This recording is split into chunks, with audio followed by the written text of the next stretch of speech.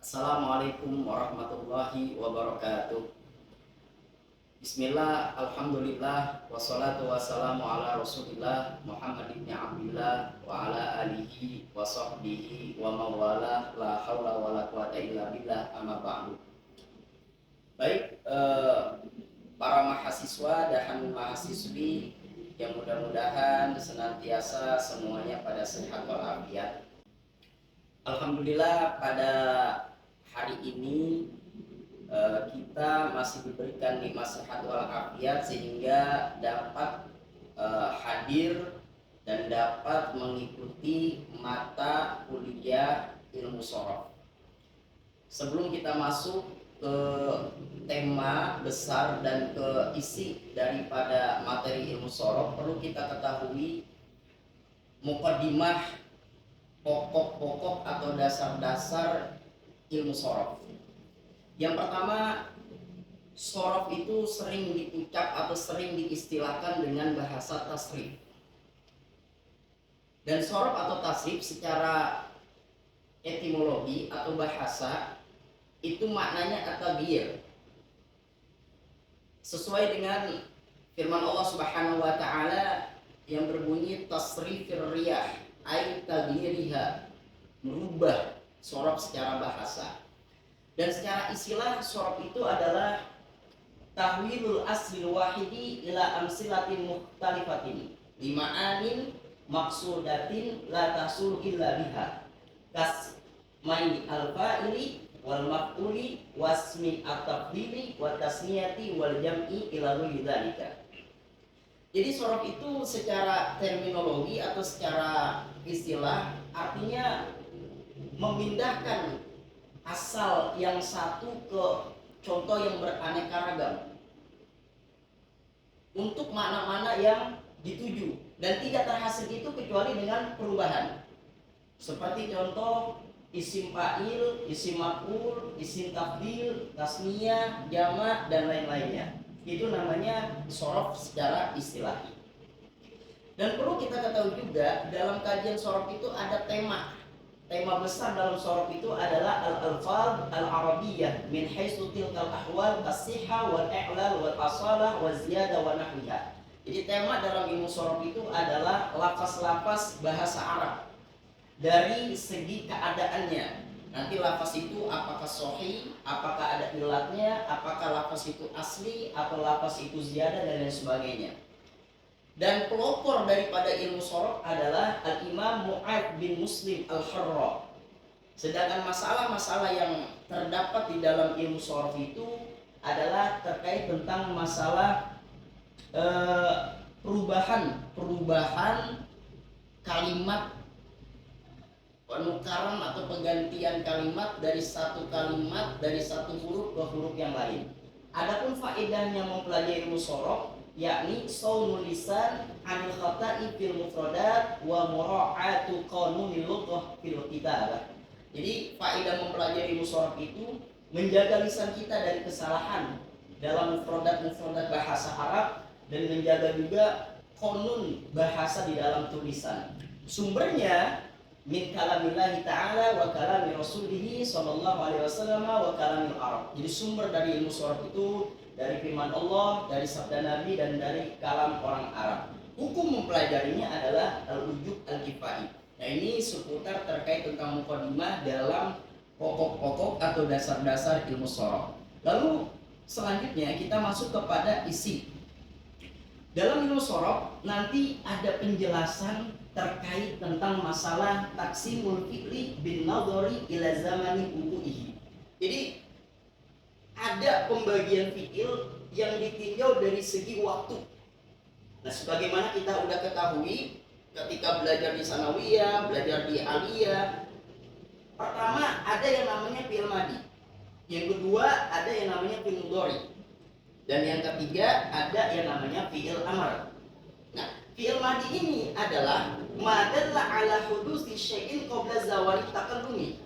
Nahu koma wa qa'ada wa akala wa syariba. Jadi fi'il madi ini menunjuki kejadian yang sudah terjadi. Ya, seperti contoh koma telah berdiri, qa'ada telah duduk, akala telah makan dan syariba telah minum. Nah, ketika kita tahu bahwa ini bagian daripada fi'il yang ditinjau dari segi waktu, salah satunya adalah fi'il madi, kita perlu tahu juga apa tanda daripada fi'il madi sehingga kita mengetahui bahwa ini adalah kalimat fi'il madi. Nah, di sini dijelaskan wa alamatuhu ayyak balata al fa'il. Salah satu tanda daripada fi'il madi adalah menerima tak fa'il.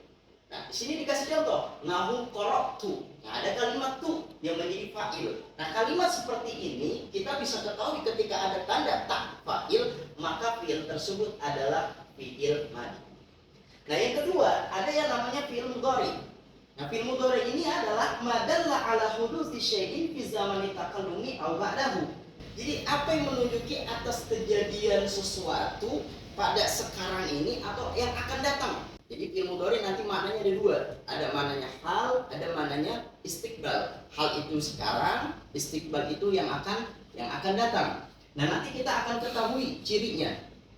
Bagaimana kita tahu bahwa fi'il mudhari maknanya hal atau istiqbal? Di sini salah satu contohnya. Yaqra'u dan yaktubu. Ini fi'il mudhari. Ya. Salah satu cirinya adalah ada ya-nya, ada ahruful mudhara'ahnya.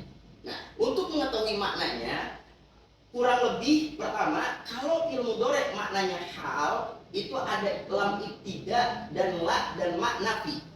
Nah, di sini dikasih contoh innani la yahzunani an tadhhabu bihi. Nah, itu ada kalimat inni la, la-nya lamul ibtida. Yahzunani adalah fi'il mudhari. Nah, maknanya apa? Maknanya hal. Dari mana kita tahu? Adalah lamul ibtidanya. Itu salah satu. Atau yang kedua, ada nafinya. Contoh, wa ma tadri nafsu madza taksibu goda. Jadi ada kalimat ma nafi. Maka tadi bisa kita ketahui itu fi'il mudhari maknanya sekarang karena ada indikatornya yaitu la ma. Nah, yang ketiga, fi'il mudhari bisa bermakna istiqbal. Istiqbal itu akan datang, ya. Ada salah satu tandanya. Bagaimana tandanya? Fi'il mudhari'nya tersambung dengan kalimat sin, sofa, lan, an atau in. Saya kasih contoh di sini. Firman Allah Subhanahu wa taala dalam surah Al-Baqarah, sayaqulu as-sufaha'u. Itu asal kata yaqulu. Nah, ketika menempel kalimat sin pada kalimat yaqulu, maka yaqulu yang tadinya fi'il mudhari bisa bermakna istiqbal, indikatornya karena nempelnya kalimat sin pada fi'il mudhari. Nah, ini salah satu daripada bagian fi'il yang ditinjau dari segi waktu. Nah, yang ketiga adalah namanya fi'il amr.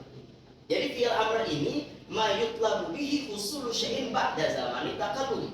Jadi dituntut berhasilnya sesuatu itu setelah atau akan. Jadi kalau fi'il amr itu maknanya mustaqbal, akan. Saya kasih contoh di sini. Ijtahid atau bahasa kita lah, kul, makanlah. Apakah sudah makan? Belum, tapi akan mau makan. Nah, inilah terkait tentang masalah pembagian fi'il yang ditinjau dari segi waktu. Lalu yang kedua, ada yang namanya pembagian fi'il yang ditinjau dari segi struktur atau bentuknya.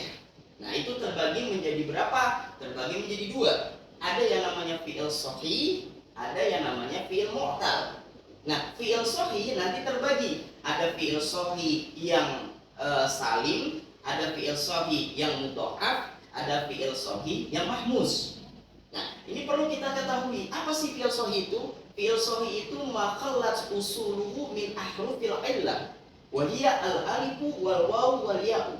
Jadi fi'il sahih itu adalah yang benar-benar kosong. Dasarnya itu dari huruf-huruf ilat. Nah, huruf ilat itu ada alif, ada wawu, ada ya. Nah, contoh kataba atau jalasa. Nah, kita lihat kalimat kataba. Ka-nya sebagai fa'il, ta-nya sebagai ain fi'il, dan ba-nya sebagai lam fi'il. Nah, ketika di fa'il dan ain fi'il dan lam fi'il itu kosong daripada huruf ilat, yakni alif, waw, dan ya, maka fi'il tersebut dikategorikan fi'il sahih.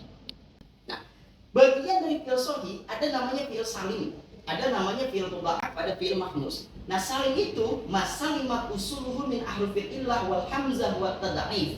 Jadi yang namanya fi'il salim itu yang dasar fi'ilnya selamat dari huruf ilat, dari hamzah, dari mudha'af seperti kalimat doroba dan nasoro dan qa'ada dan jalasa. Maka bisa kita lihat dari redaksi ini ya, kullu salimin ya sahih wala aks.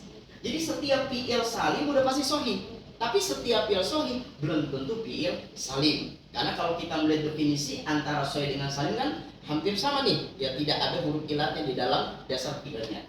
Nah yang kedua, ada yang namanya pembagian fi'il sahih, namanya fi'il mudha'af.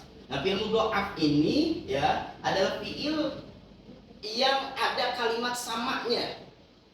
Nah di sini ada yang namanya mudha'af sulasi mazid, ada mudha'af rubai. Ya, kita kasih contoh satu dalam mudha'af sulasi mazid. Makanat ainuhu walamuhu min jinsil wahidin. Kalimat farra itu antara ain dan lam fi'ilnya itu satu. Jadi asal kata farra diidghamkan jadi farra. Begitu juga madda, begitu juga imtadda dan lain-lainnya. Nah, ini terkait mudha'af. Nah, terkait yang mu'tal, sebentar terkait yang terkait tentang mahmus itu ada definisinya makana ahadu usuli hamzatan.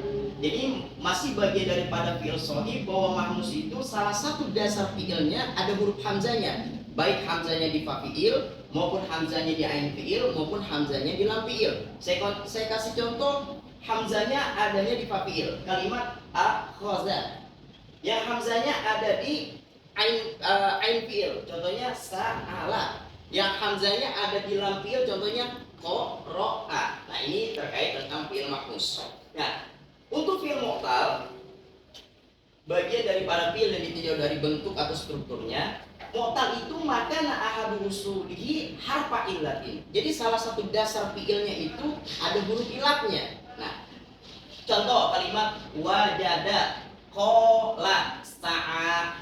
Nah, itu wajada ya ada huruf ilatnya di mana? Di fa fi'il, waw.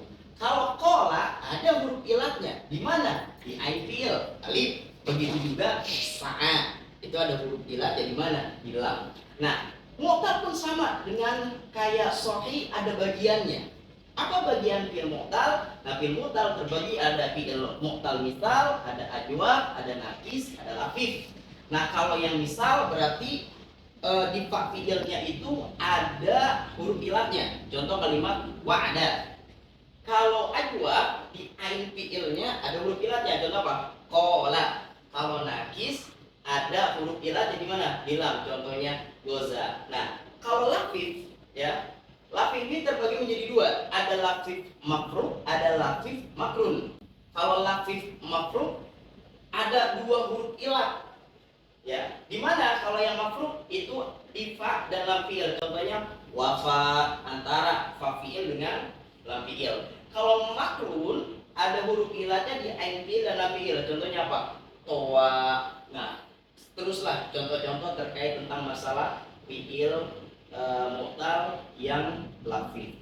Baik, inilah seputar terkait tentang materi ilmu sorof. Mudah-mudahan apa yang Bapak sampaikan bisa dapat dipahami dan bisa kita terapkan nanti contoh-contohnya, baik itu nanti dari hadis Nabi maupun dari Al-Quranul Karim. Mungkin ini yang dapat Bapak sampaikan, kurang dan lebihnya mohon maaf. Hadani Allah wa iyyakum ila siratal mustaqim. Aku lakum summa assalamu alaikum warahmatullahi wabarakatuh.